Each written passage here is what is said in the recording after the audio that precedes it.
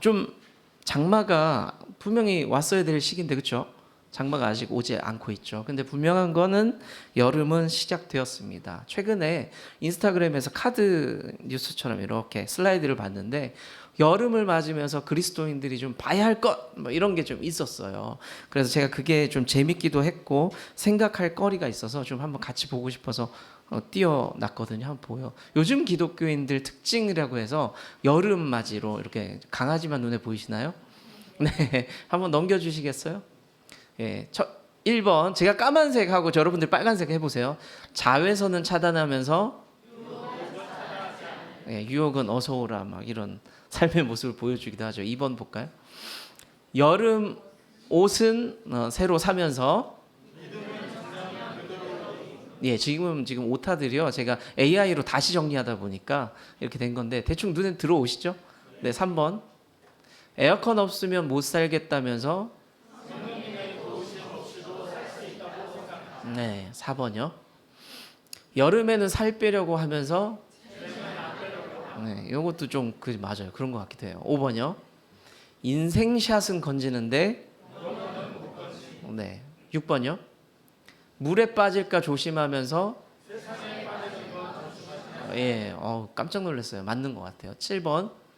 맛집 웨이팅은 2시간씩 하면서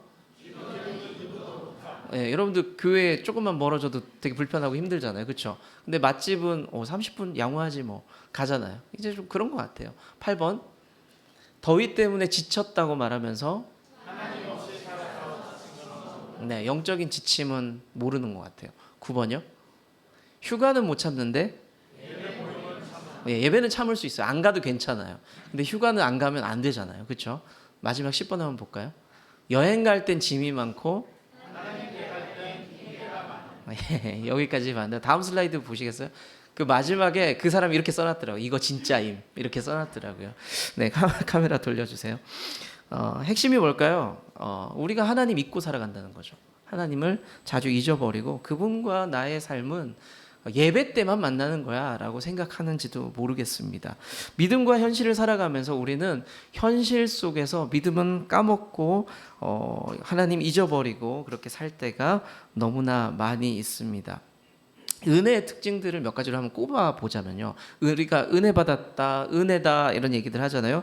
은혜들을 우리가 일상생활에서 많이 경험하고 있는데 은혜의 특징을 꼽아 보자면 첫째는 많이 들었을 거예요. 공짜로 주어진다. 은혜는 거저 받는 거다. 들었을 거예요. 거저 받아야 은혜라고 하죠. 두 번째는 내 생각보다 언제나 크고 놀랍다. 은혜의 방식은 규모가 됐든 방식이 됐든 내가 생각하지 못한 것들을 하나님은 주신다. 은혜의 특징. 세 번째 은혜의 특징, 늘 잊어버린다. 맞는 것 같아요. 제가 이렇게 정리하면서 은혜의 특징 중에 하나는 늘 잊어버리고 사는 것 같습니다. 그래서 우리는 늘 은혜를 누리지만 금방 감동받고 금방 행복했다가 금방 식어버릴 때가 엄청 많아요. 그렇지 않으세요? 네. 저는 오늘 굉장히 기분이 좋았던 일이 좀 몇 포인트가 있었는데 그 중에 하나가 뭐냐면 오늘 목사님이었어요. 느낌 오세요? 뭔지 아세요? 이게 칭찬을 많이 들었어요. 오늘 목사님 옷이 좋아요. 옷이 좋다는 게 뭐예요? 제가 좋다는 거겠죠. 옷이 좋다는 말은. 그래서 검정색 이게 정장이 원래 있었냐? 그래서 늘 입던 거예요. 제 여름에 입는 옷은 정장은 2개 아니면 3개 계속 돌아가고 있습니다. 그러니까 늘 보셨을 거예요. 근데 원래 있던 옷이냐부터 시작해서 제가 넥타이를 잘 안 매니까 아마 한 번 매고 오니까 괜찮아 보였던 것 같아요. 그 얘기를 한 번, 2번 들었으면 인사하겠거니 했는데 오늘 한 10번 들었어요. 기분이 엄청 좋아요. 네. 근데 우리가 은혜의 특징 중에 하나가 잘 까먹는 거라고 했잖아요. 근데 사람 관계도 얇아요. 관계도 굉장히 얇아요. 오늘 저를 굉장히 기분 좋게 이렇게 말씀해 주신 분들 저 기억하고 있거든요. 그런데 제가 그분이랑 관계가 또 나빠지면요. 그 모든 것을 다 까먹습니다. 관계가 그렇지 않아요? 좋을 때는 엄청 좋았는데 뭐 하나 틀어지면 그냥 세상 나쁜 사람이 되고 그런 것 같아요. 은혜도 똑같아요. 하나님 주셨을 때는 하나님 정말 최고고 감사하고 이렇게 얘기하는데 뭐 하나 내 인생에 풀리지 않으면 하나님이 세상에서 제일 미워지기도 합니다. 지난주 우리가 룻기 1장을 통해서요. 일상의 루틴이 깨진 두 사람을 봤죠. 나오미 그리고 룻을 봤습니다. 근데 그 가운데서 이 두 사람이 어떤 일들을 결단하는 장면들을 함께 봤습니다. 오늘 룻기 2장은요, 우리가 은혜에 대한 이야기들을 좀 나눠보려고 합니다. 은혜하면 생각나는 것 계속 말씀드리지만 공짜로 주어지는 것, 그냥 주는 것을 아이고 은혜 받았다라고 이야기를 합니다. 오늘 룻의 삶을 보면요, 그 은혜의 포인트가 분명히 있어요. 와, 삶이 좀 버거웠는데, 어려웠는데 룻의 길이 좀 길이 열리네? 이걸 보면서 룻의 삶을 통해서 우리는 은혜를 바라볼 수가 있습니다. 그런데 룻이 정말로 아무것도 안 하고 가만히 있었을까요? 그 은혜를 누릴 때? 그럴까요? 아닐까요? 한번 생각을 해볼 필요가 있는데, 오늘 룻이 은혜 받은 모습을 통해서 은혜의 좀 특징들을 보면서 은혜를 누릴 수 있는 방법에 대한 이야기 세 가지를 좀 잠시 좀 나눠보려고 합니다. 첫 번째는요, 우리가 은혜를 누리기 위해서는요, 먼저 나의 필요가 뭔지 먼저 알아야 돼요. 자신의 필요가 뭔지를 먼저 알아야 됩니다. 내가 뭐가 부족하냐, 뭐가 결핍되어 있는지 그것을 알 때에 은혜를 누릴 수가 있습니다. 모압에 있었잖아요. 그 나오미와 룻이 모압에 있었다가 베들레헴으로 먹고 살기 위해서 이제 이동을 하게 됩니다. 돌아왔는데 금방 형편이 좋아지나요? 이사만 하면 금방 좋아져요? 어때요? 괜찮은 동네에서 가면은 여러분들의 삶이 갑자기 좋아집니까? 여러분들, 제가 형편이 어렵다고 그래서 갑자기 분당으로 이사를 가면 제 삶이 갑자기 좋아질까요? 그렇지는 않죠. 그런 일은 없습니다. 주변이 잘 산다고 해서 내 형편이 확 피지는 않습니다. 여러분들 주변에 은근히 갑자기 부자 된 사람들 혹시 있으세요? 저는 봤어요. 주식 때문에 재산이 3배가 됐대요. 4배가 됐대요. 진짜 있어요. 그리고 뭐 제 또래쯤 되면 빚을 얻어서라도 아파트를 가진 친구들 있죠. 뭐 3억에 들어갔는데 5억이 됐대요. 실제로 그런 친구들을 보기도 하고 뭐 경험하기도 합니다. 그런데 그 친구들이 잘 산다 그래서 제 배가 부릅니까? 제 삶은 아무것도 달라지지 않습니다. 룻의 가정도 똑같습니다. 베들레헴이 풍요롭대요. 먹고 살기 좋은 동네라고 해서 이사를 가게 됩니다. 그런데 자기들의 처지가 달라졌을까요? 달라진 게 아무것도 없어요. 우리는 여전히 먹고 사는 것이 걱정되는 배고픈 과부 둘일 뿐이라는 거죠. 달라지는 게 아무것도 없습니다. 이 둘에게 필요한 게 지금 뭘까요? 양질의 일자리, 좋은 일자리가 필요하겠죠. 그것을 통해서 먹고 사는 문제가 해결되어야 합니다. 그래서 며느리 룻이요, 시어머니한테 뭐라고 이야기하냐면, 어머니, 저 이제 밭에 나가서 이삭 줍기라도 좀 해볼게요. 남의 집 일이라도 좀 해보겠습니다. 라고 이야기를 합니다. 여러분들, 여기서 주목할 게 있습니다. 룻과 나오미는 은혜를 누리고 앞으로 더 많이 받을 겁니다. 근데 이 출발점이 어디에 있냐? 제가 요즘 재밌게 보는 드라마가 있거든요. 좀 폭력적이긴 한데 트리거라는 드라마를 엄청 넷플릭스에서 재밌게 보고 있어요. 그 트리거라는 말이 우리식으로 표현하자면 시발점 정도 되거든요. 근데 룻이 은혜를 누리게 된 시발점이 뭐냐? 바로 이거라는 거예요.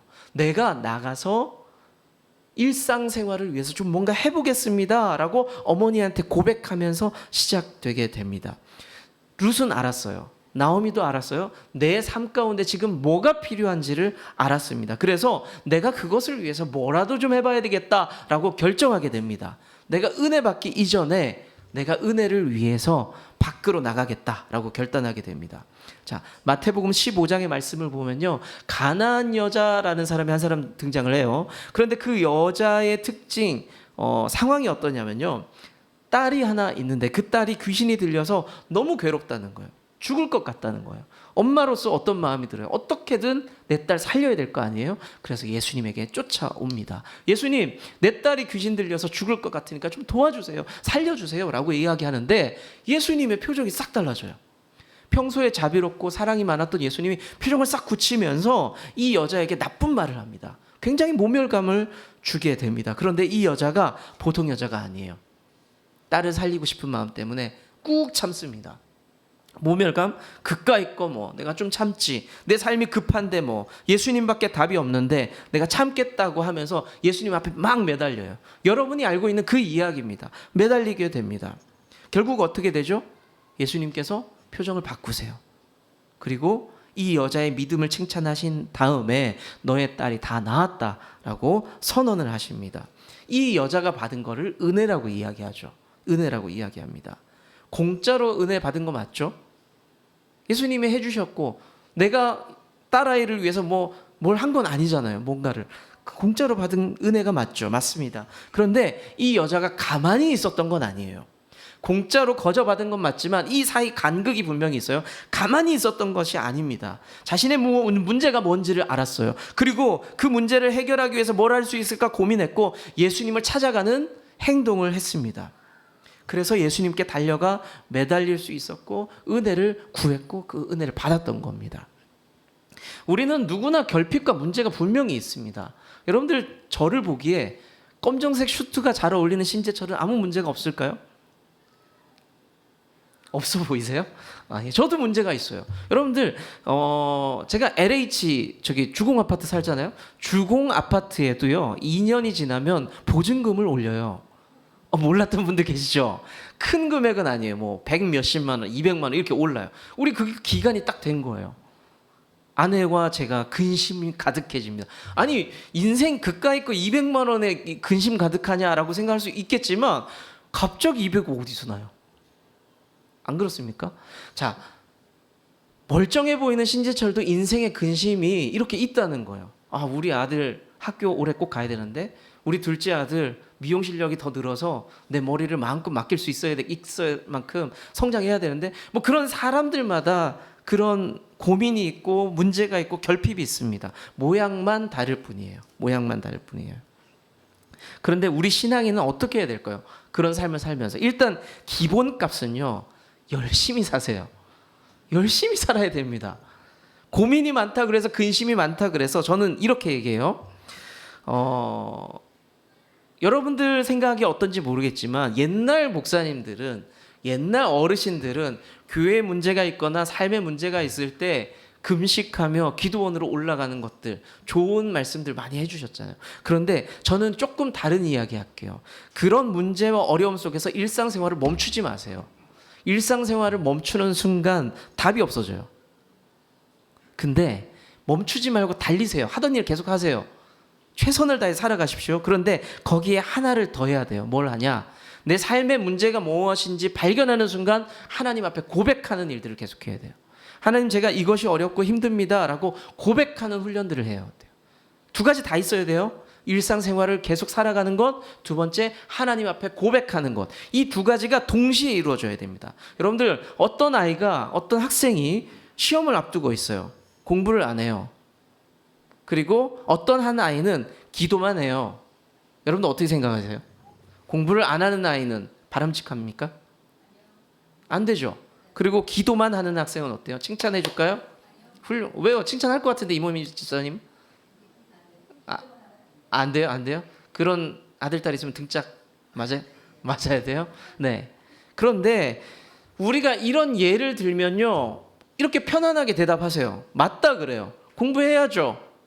그리고 기도만 하면 안 되죠. 라고 이야기합니다. 그런데 우리 일상생활에요. 어려움이 닥치잖아요. 우리는 이거 다 까먹어요.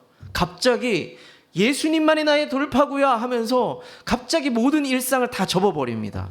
없는 것 같죠? 많아요. 엄청 많아요. 삶의 돌파구가 이겁니다 라고 하면서 거기에 확 쏠리면서 내 삶의 모든 문제들을 회피해버립니다. 그런 분들 엄청 많이 봤어요.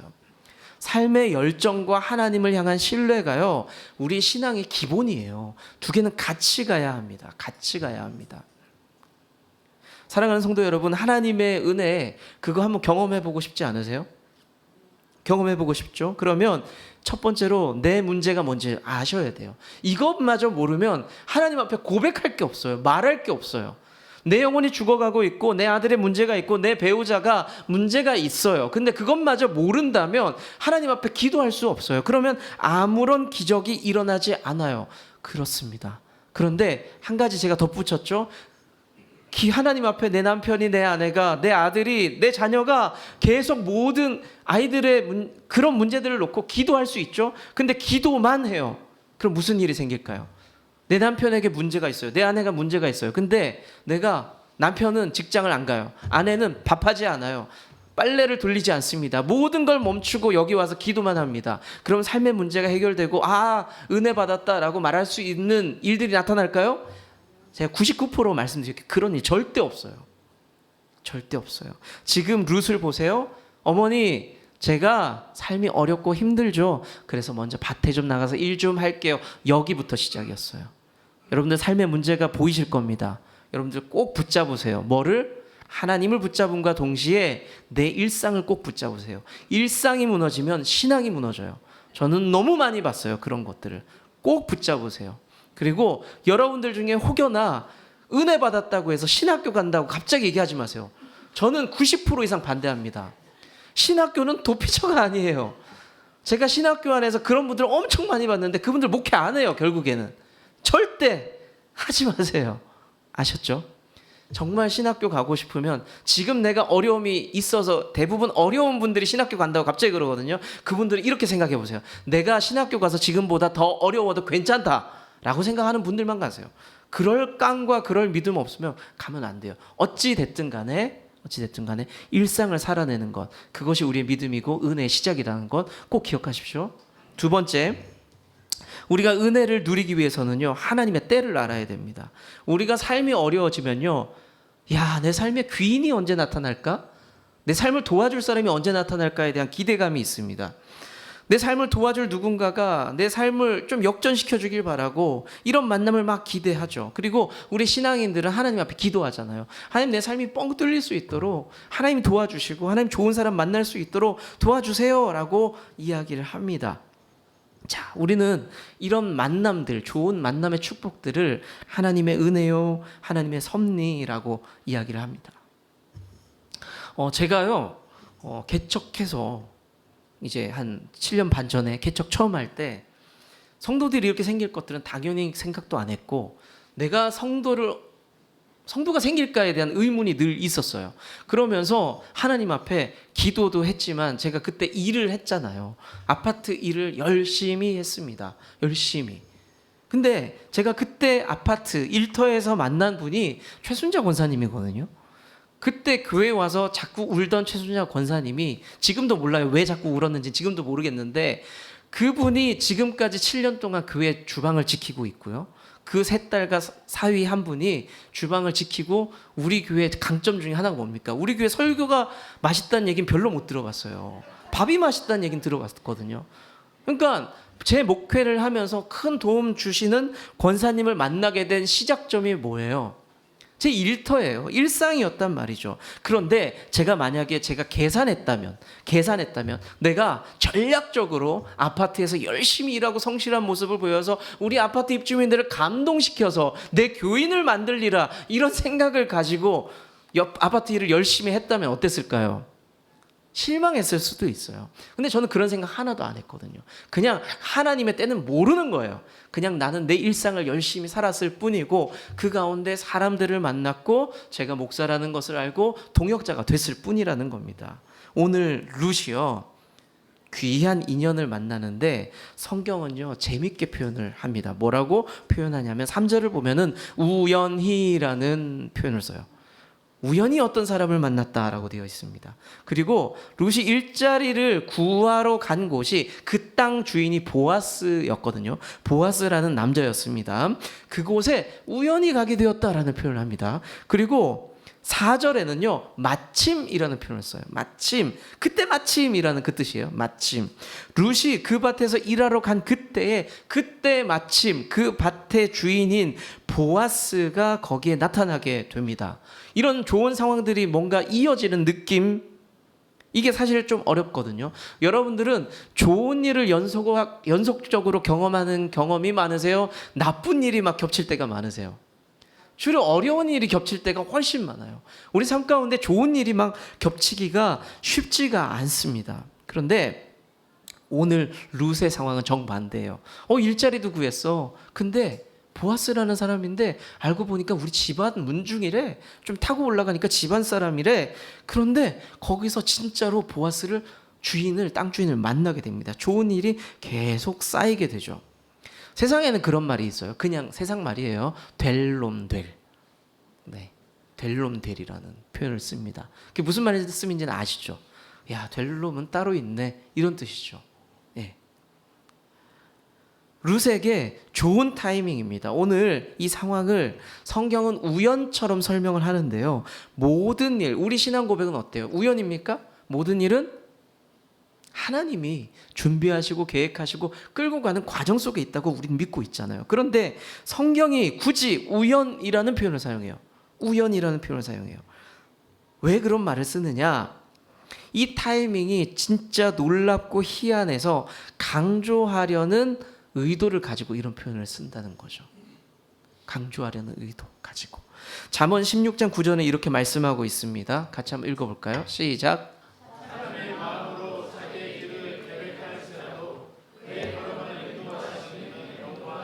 네, 우연과 같은 시간들이 우리 삶 가운데 계속 쌓여가고 있지만은요, 사실은 하나님의 계획 안에 있다는 거죠. 여러분들이 옆에 있는 사람들을 만나는 그 경험들이 우연일까요? 어쩌다 보니 내 남편을 만났고 내 아내를 만났다라고 생각하세요? 하나님의 계획 안에 그 일들이 진행되었다는 거죠. 그렇다면 우리가 인생을 살면서 하나님의 때 타이밍을 언제일 줄 알고 어떻게 알 수 있어요? 하나님의 때를 어떻게 알 수 있겠습니까? 하나님의 때를 알 수 있다면 견디기가 쉬워요. 견딜만 하죠. 제대하는 나를 알고 있는 군인은 견딜만 하죠. 오늘도 참자 날짜 하나씩 그어가면서 참을 수가 있습니다. 그런데 하나님 앞에 선물처럼 받을 그 은혜의 시간들, 그 타이밍을 우리는 몰라요. 모르는 게 문제입니다. 그래서 힘들다는 거죠. 그러면 우리가 할 수 있는 게 뭐가 있습니까? 그때를 모르는데 어떻게 하면 될까요? 작전기도 하면서 가만히 있으면 될까요? 그런데 드라마틱한 상황은요, 오늘 계속 강조하게 되는데 드라마틱한 그 상황은, 타이밍은요 언제 오냐면 예상 외로 평범한 일상 가운데 온다는 거죠. 출애굽기 3장의 말씀을 보시면 모세가 나오는데요, 모세가 하나님을 만나는 시간이 나옵니다.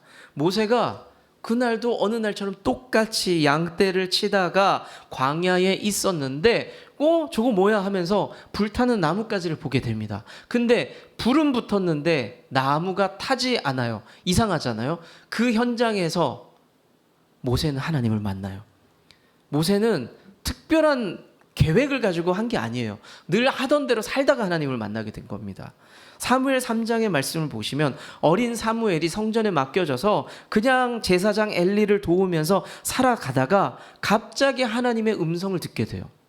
그냥 그런 날, 늘 같은 날이었어요. 자, 너무 신비로운 광경만 얘기한 것 같기도 한데요.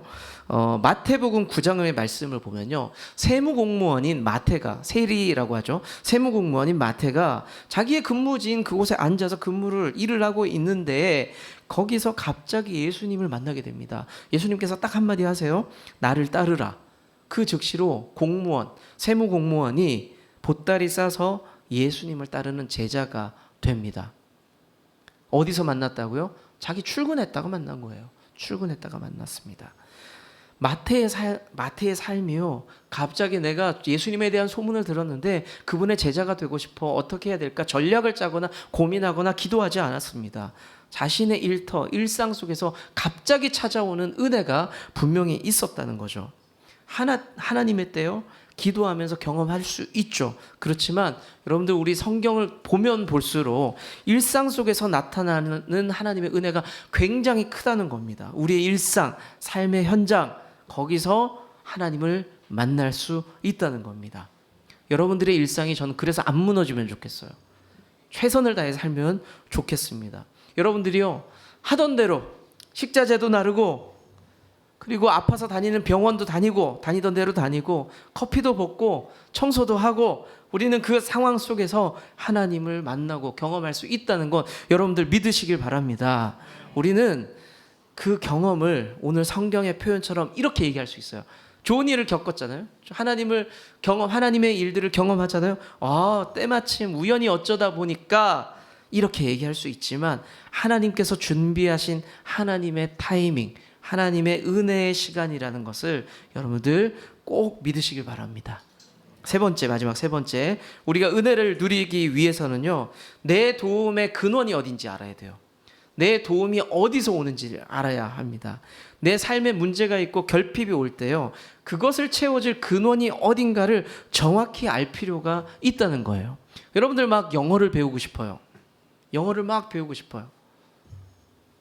그러면 저한테 오면 될까요? 안 될까요? 왜요? 왜 그렇게 자신 있게 얘기하시죠? 네, 안 됩니다. 네, 저보다는 차라리 김명동 집사님이나 이현정 집사님한테 가는 게 맞죠.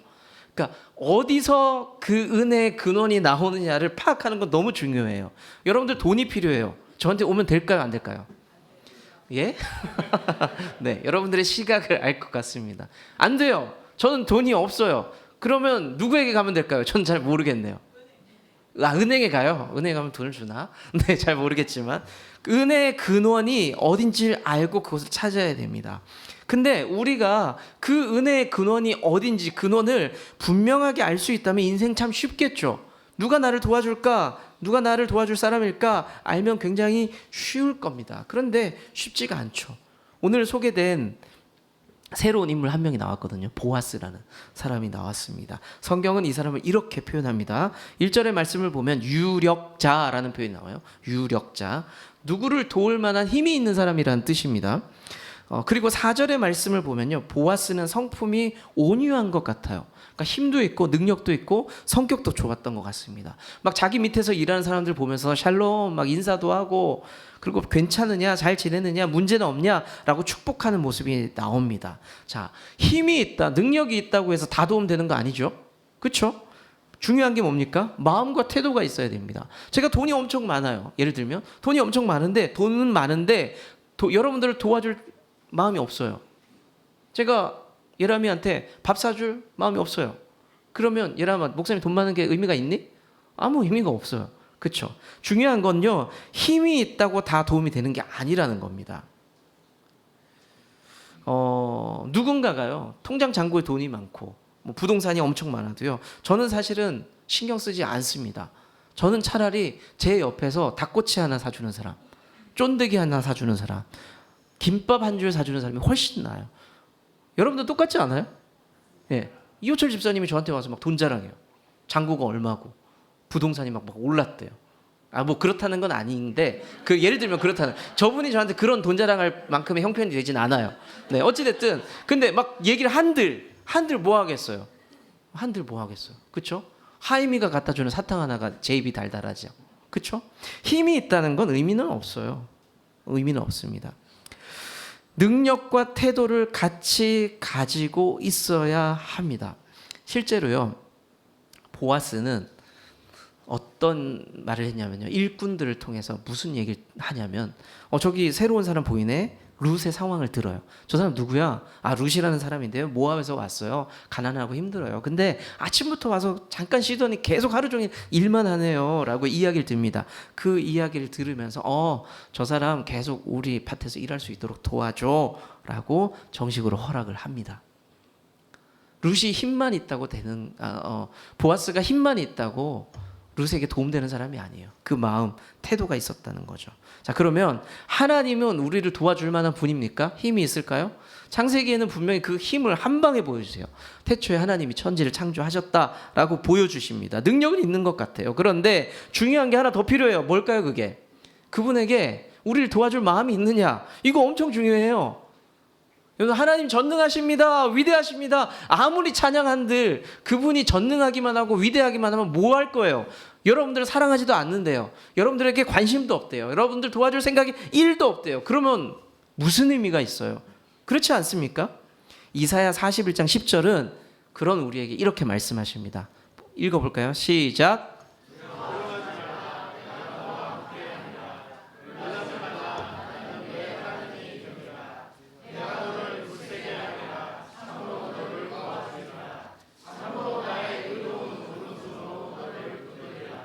네, 하나님의 의지 표현이 분명하죠. 내가 힘도 세거든? 근데 내가 널 도와줄게. 내가 너를 세워줄게 라고 말씀하십니다. 얼마나 다행인지 모르겠어요. 그분이 그냥 힘만 세다고 우리 앞에 계속 말씀만 하시면 여러분들 어떤 마음이 들까요? 잘난 척하기는 이런 생각만 할 거 아니에요. 근데 그분이 다른 말씀을 하세요. 내가 널 사랑한다. 내가 널 도와주겠다. 세워주겠다. 하나님의 태도는 분명했습니다. 그러면 우리의 시선이 어디에 가 있는가를 봐야 돼요. 하나님은 분명해요. 내가 힘이 있고 능이 있고 너를 세워줄 건데 라고 했더니 이제 우리의 시선이 문제가 됩니다. 우리가 만약에 그 하나님만 바라보는 게 아니라 여기저기 놓고 하는 거예요. 날 좀 도와주세요. 날 좀 도와주세요. A부터 Z까지. A부터 G까지 계속 두들기는 거예요. 누가 날 좀 도와주실 건가요? 라고 계속 두들깁니다. 그러면 성경은요, 이걸 극히 나쁜 죄라고 얘기해요. 나쁜 죄다. 시편 62편 5절 6절 이렇게 기록되어 있거든요. 한번 읽어볼까요? 시작. 나의 영혼아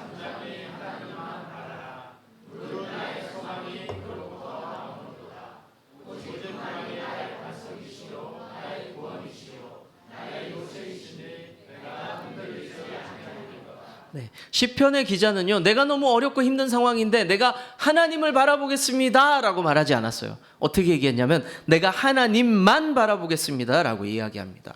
오직 그만이 나의 구원이시고 반석이시라고 이야기를 하고 있습니다. 달라요. 내가 하나님을 바라보는 것과 하나님만 바라보는 것은 엄청난 차이가 있다는 거죠. 그렇지 않습니까?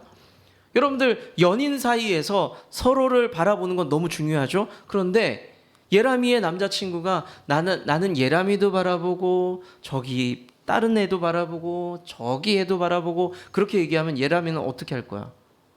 나를 바라봐 주네. 그냥 좋아? 아니, 어떻게 할 거야? 헤어져야죠. 그렇죠? 헤어져야 돼요. 이게 맞아요. 근데 성경은 분명히 우리에게 가르쳐주고 있습니다. 하나님도 바라보고 여기도 바라보고 그거 말고 하나님만 바라보고 그분만 바라봐라 라고 강조를 하고 있습니다. 성경은 우리에게 너의 도움이 너의 근원이 어디인지를 분명하게 알고 바라볼 때 은혜가 있을 것이라고 가르쳐주고 있다는 겁니다. 말씀 정리할게요. 룻기 2장은요, 룻이 보아스를 통해 받은 은혜를 이렇게 정리합니다. 한번 슬라이드 볼까요? 첫 번째 줄 제가 뭐라고 했죠? 시작. 밤까지 은혜 속성이에요.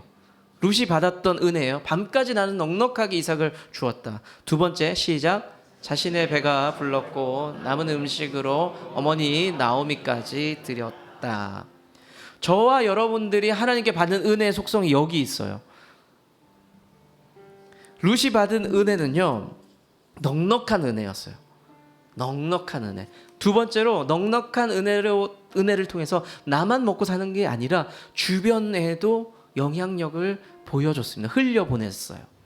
여러분들 은혜 꼭 받으셔야 돼요. 왜냐하면 여러분들이 배가 불러야 돼요. 은혜로 배가 불러야 돼요. 근데 두 번째는요, 여러분들을 통해서 여러분들의 가족이 은혜를 누리기 위해서라도 여러분들 은혜를 받아야 합니다. 그래서 우리가 은혜를 경험하고 고백하는 것이 너무너무 중요합니다. 하나님의 은혜는 우리 성도가 다 누려야 됩니다. 특별한 몇 사람만 누려야 될 것이 아닙니다. 그래서 은혜는 다 누리는데 은혜의 세 가지 포인트가 있었죠. 은혜는 우리가 뭔가 부족한 걸 느낄 때 분명히 경험할 것이라고. 두 번째는 그 하나님의 때는 가장 좋을 때에 우리에게 보여질 거라고. 하나님의 타이밍이 있다고. 우리가 계산하지 말고 조급하지 말자고. 그리고 세 번째는 나를 구원해 주실 분, 내게 은혜 베푸실 분은 오직 하나님만 있다고. 딴 데 쳐다보지 말자고. 그 말씀을 드렸습니다. 룻의 하루를 행복하게 했던 은혜였어요. 내가 오늘 부잣집 땅 남의 집 일하러 갔는데 이만큼 가져왔어요, 어머니. 룻은 그 하루로 행복했다는 거예요. 여러분들 하나님께 받는 은혜를 통해서 여러분들이 하루가 행복하면 좋겠습니다. 그리고 그 은혜를 기억하면서 하루하루 쌓여지는 그 은혜를 생각하면서 감사할 수 있는 여러분들이 다 되면 좋겠습니다.